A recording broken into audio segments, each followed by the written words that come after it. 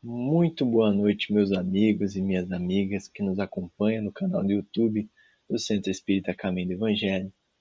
É uma alegria estarmos aqui novamente, mais uma noite, refletindo um pouco mais sobre esses ensinamentos do nosso querido e amado Mestre Jesus.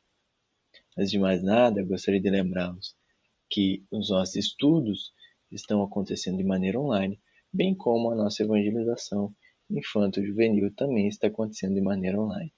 Então procure o coordenador de estudo, procure o, o coordenador de juventude ou da infância, para que possa aí ter mais informações, para que possamos estar aproveitando melhor o nosso tempo durante essa pandemia. Também queria lembrá-los que aqueles que não estão inscritos se inscrevam no nosso canal. É só também assinar, além de se inscrever, ativar aí as notificações, para estar acompanhando as palestras todas as quartas e sextas-feiras e o nosso Evangelho no Lar, toda segunda-feira às 10 horas. Vamos à nossa prece? Pai amado, querido Mestre Jesus, amigos espirituais, obrigado por tudo que tem nos dado, por todas as oportunidades que nos dá, pelo nosso dia a dia, que possamos, Senhor, estar seguindo os teus ensinamentos, estar buscando ser melhor. Ilumina e ampara todos os nossos irmãos encarnados ou desencarnados que mais necessitam de ti, aqueles que estão passando por dificuldade de saúde ou qualquer outra que seja. Nos ilumina, nos ampara, nos proteja hoje e sempre. Que assim seja.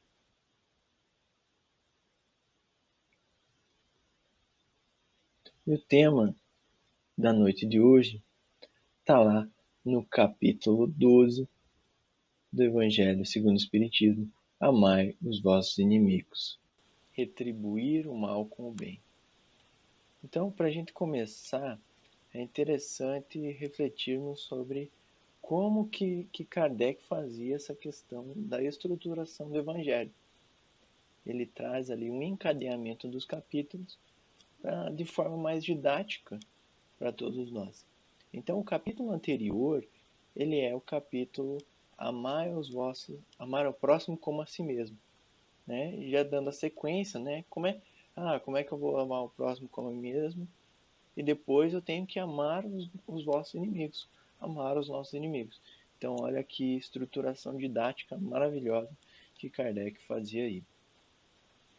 Então, esse item ele começa da seguinte forma: aprendestes que foi dito: amareis o vosso próximo e odiarei os vossos inimigos. Eu, porém, vos digo: amai os vossos inimigos, fazei o bem aos que vos odeiam e orai pelos que vos perseguem e caluniam, a fim de serdes filhos do vosso Pai que está nos céus, e que faz se levante o sol para os bons e para os maus, e que chova sobre os justos e os injustos. Porque, se só amardes o que vos amam, qual será a vossa recompensa? Não procedem assim também os publicanos? Se apenas os vossos irmãos saudardes, que é que com isso fazeis mais do que os outros? Não fazem outro tanto os pagãos? Está lá em Mateus capítulo 5, versículo 43 a 47. Também tem lá em Mateus capítulo 5, versículo 20. Digo-vos que, se a vossa justiça não for mais abundante que a dos escribas e dos fariseus, não entrareis no reino dos céus. Se somente amardes os que vos amam, que mérito se vos reconhecerá, uma vez que as pessoas de má vida também amam os que as amam?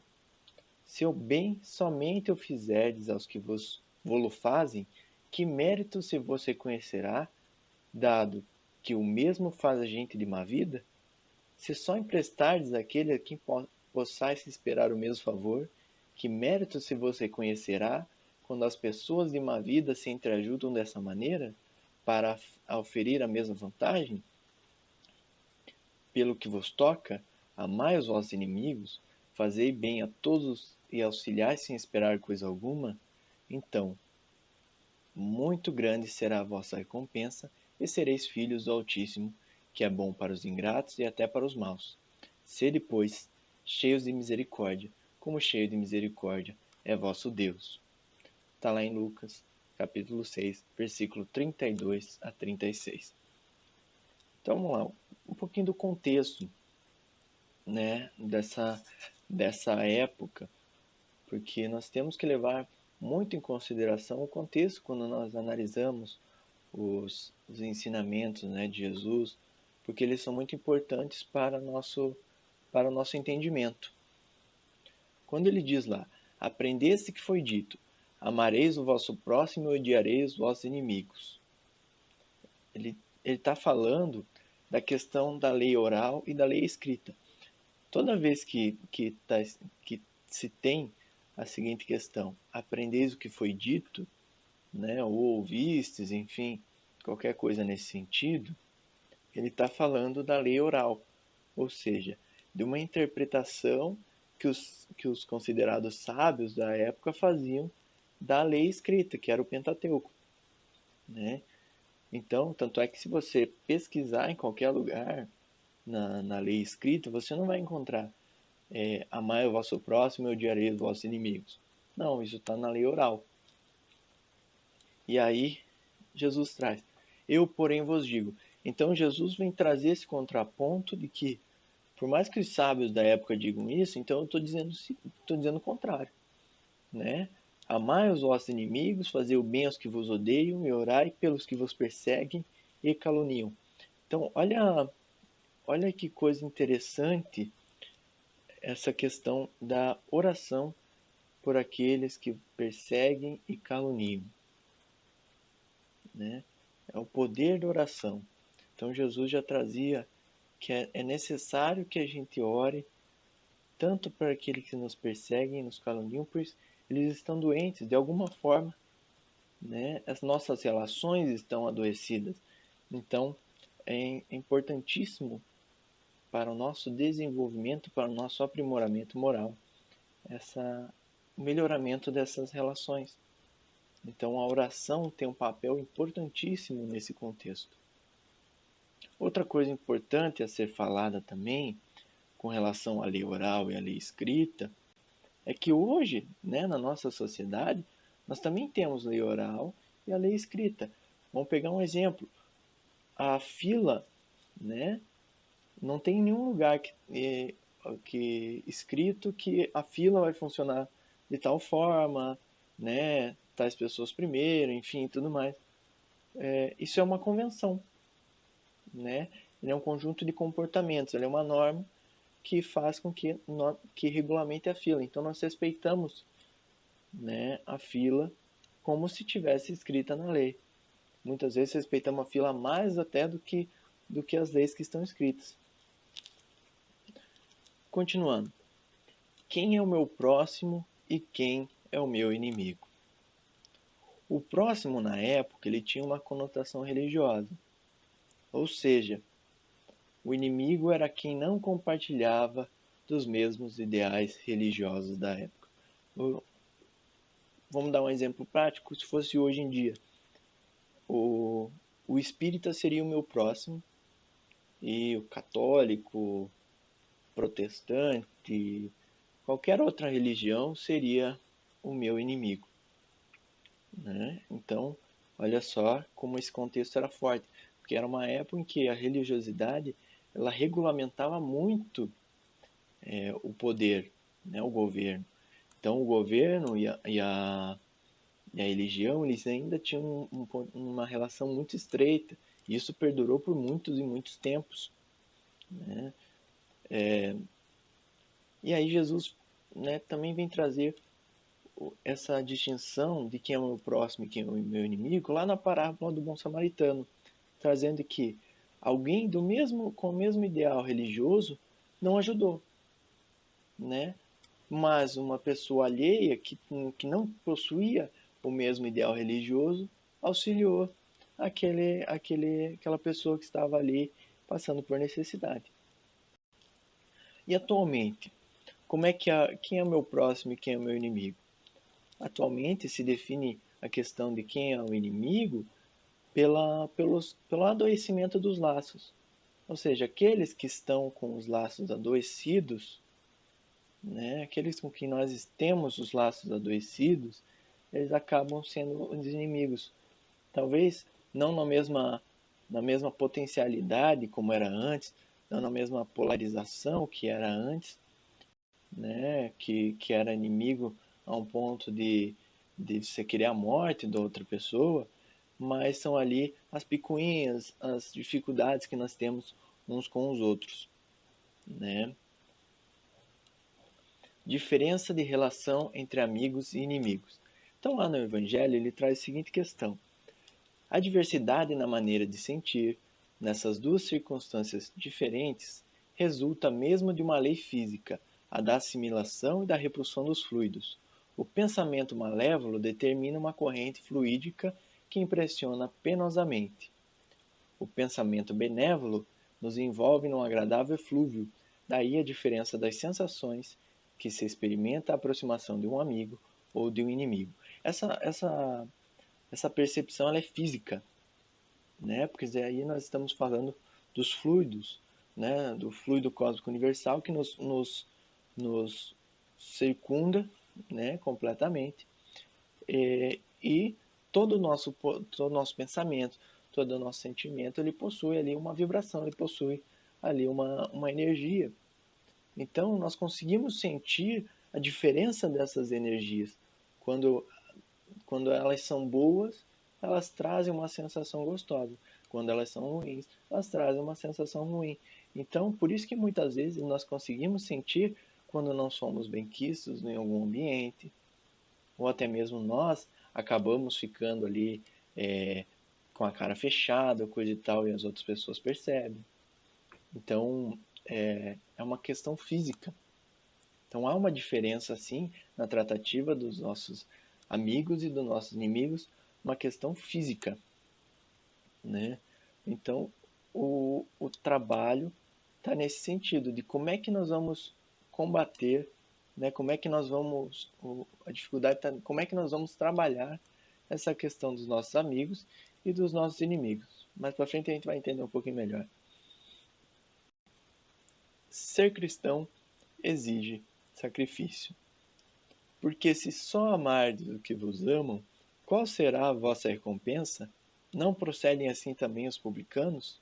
Se apenas os vossos irmãos saudardes, que é o que com isso fazeis mais do que os outros, não fazem outros tantos os pagãos?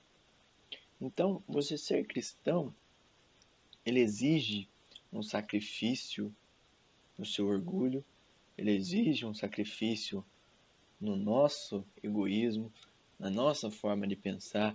Ele exige que a gente comece a trabalhar um pouco mais o nosso pensamento, as nossas reflexões, como é que eu estou tratando o próximo. Não é fácil, né? De maneira nenhuma estou falando aqui que é fácil, mas aí que tá. Exige um sacrifício. Eu não posso ser comum. Se eu estou fazendo exatamente as mesmas coisas que os outros, então eu não estou sendo nem um pouco diferente. Então, se eu só estou gostando, se eu só gosto daqueles, por exemplo, vamos pegar aí um tema polêmico. Se eu só gosto somente daqueles que têm o mesmo pensamento político que eu, o que de diferente eu estou fazendo daquele outro, né? Com o qual eu estou ali polarizado. Então, ser cristão é ser diferente. É entender que, o outro tem uma visão diferente. Todos nós temos uma visão diferente em todos os aspectos, né? Eu não vou ter não vou ter a mesma opinião sobre todos os assuntos que qualquer um, porque a minha vivência é diferente, as minhas reencarnações são diferentes, a todo o contexto, né, são diferentes. Então isso faz com que eu tenha uma opinião. A grande questão é que nós temos que respeitar. Eu tenho que respeitar, eu posso ter qualquer opinião que for, né? Mas eu tenho que respeitar, buscando fazer sempre a mais, buscando seguir ali, fazer aquele pouco a mais que Jesus já nos trazia nos ensinamentos, de amar, de tratar bem, de tratar com carinho, com afetividade, buscar aproximar as relações, os corações, né? Então, fazer esse algo a mais. Então, ser cristão é ser diferente, porque ele diz lá, não procedem assim também os publicanos? Digo-vos que, se a vossa justiça não for mais abundante que a dos escribas e dos fariseus, não entrareis no reino dos céus. Então vamos lá. Quem são os publicanos na época? Né? Os publicanos eram os coletores de impostos das províncias do Império Romano, que, né, tratavam bem aqueles que eram seus próximos, tratavam bem aqueles que estavam junto com eles. Os fariseus eram um grupo de judeus devotos da Torá, que são os 5 primeiros livros da Bíblia, surgidos no século II a.C. São opositores dos saduceus, criam numa lei oral em conjunto com a lei escrita e foram os criadores da instituição da sinagoga. Então, você lembra que nós falamos lá da lei oral e da lei escrita? Né? Então, os fariseus, eles faziam parte desse processo de criação da lei oral. Os escribas, ou escrivão, eram aqueles que na antiguidade dominavam a escrita e usava para mando do regente redigir as normas do povo daquela região ou de uma determinada religião. Diferentemente de hoje, o acesso à informação, o acesso à escrita, à leitura, era muito restrito. Né? Então, eram esses que possuíam acesso à informação que eram os regentes de tudo. Né? Que redigiam as leis, redigiam as normas, que falavam o que ia acontecer, que interpretavam as coisas. Então, assim, né? Se esses... E daí que Jesus traz, nós temos que ser diferentes de todos eles. Né? Porque se o publicano, se o fariseu e o escriba da época agiam dessa forma, eu, quanto cristão, tenho que agir diferente. Por fim, vamos lá. O que é amar os inimigos? Não guardar ódio, nem rancor, nem desejos de vingança. Perdoar-lhes sem pensamento oculto e sem condições. Aqui vamos fazer um parênteses, que o perdão né, esse desejo de vingança, na verdade, é como se a gente tivesse com uma brasa na mão. Ela fica queimando a mão, e aí eu vou jogar aquela brasa naquela outra pessoa, e possivelmente a pessoa vai desviar, porque ninguém vai ficar na frente, né? E nisso queimou minha mão.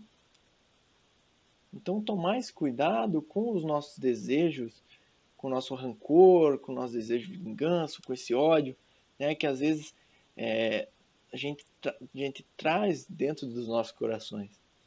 Né, e perdoar. Ou seja, perdoar não é que eu não vou lembrar do que a pessoa fez.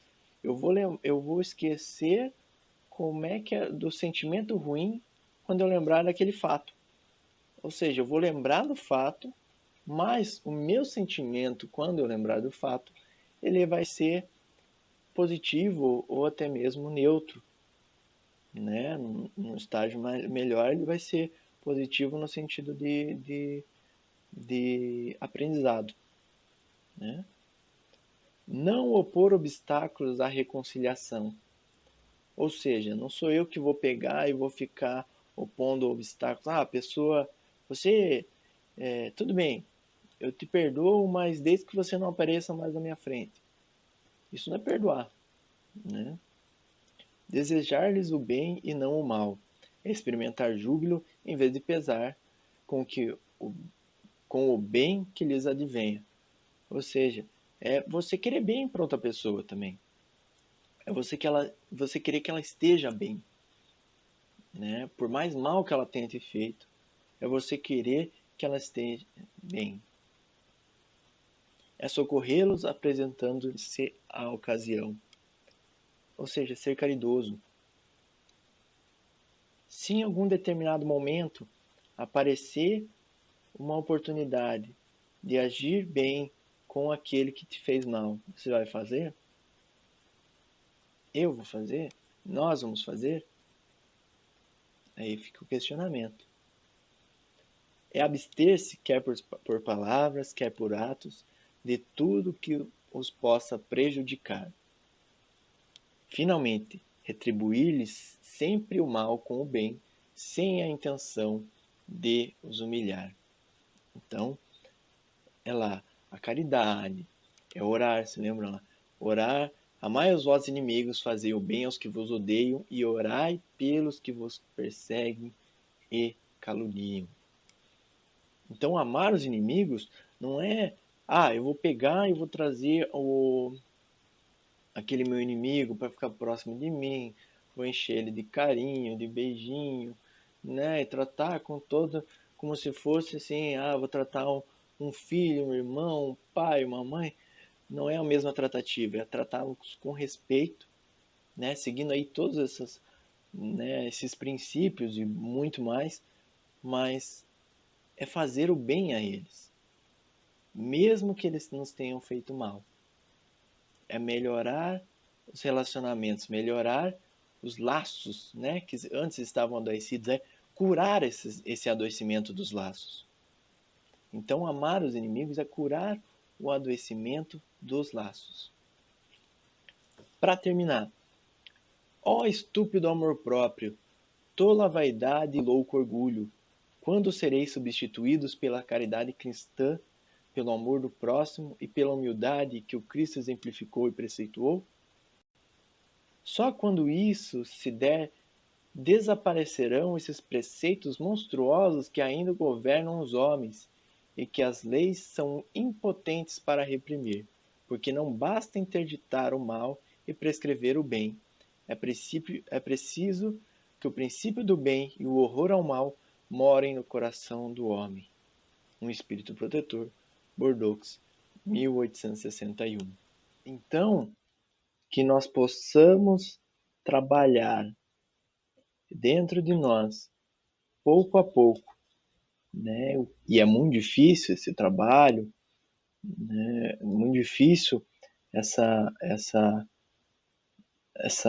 busca pelo nosso melhoramento, pelo perdão àqueles que nos fizeram mal, por sermos cada vez mais caridosos com aquele que nos fez mal, mas que nós possamos trabalhar pouco a pouco e ir melhorando e tirar dos nossos corações, né? Como diz lá no texto, é preciso que o princípio do bem e o horror ao mal morem no coração do homem. Então, que nós tenhamos horror ao mal e queiramos sempre o bem, independente de quem, que seja ele nosso amigo, seja ele o nosso inimigo, seja a pessoa que for. Vamos então fazer a nossa prece de encerramento, meus amigos, e uma excelente noite para todos nós, uma excelente semana. Jesus nos ampare a todos. Pai amado, querido Mestre Jesus, amigos espirituais, muito obrigado por tudo que tem nos dado, por tudo que tem nos proporcionado, que possamos trabalhar dentro de nós esse mal que ainda nos consome, mas que possamos transformá-lo em bem aos nossos inimigos, aos nossos amigos, a toda a nossa sociedade. E que esse bem envolva todos os nossos irmãos, sejam eles encarnados ou desencarnados, para todos aqueles que mais necessitam de Ti, principalmente nesse momento de pandemia, aqueles que estão passando por dificuldades de saúde, bem como os profissionais que estão passando pela dificuldade que for no enfrentamento ao coronavírus. Esteja conosco, Senhor, hoje e sempre. Que assim seja.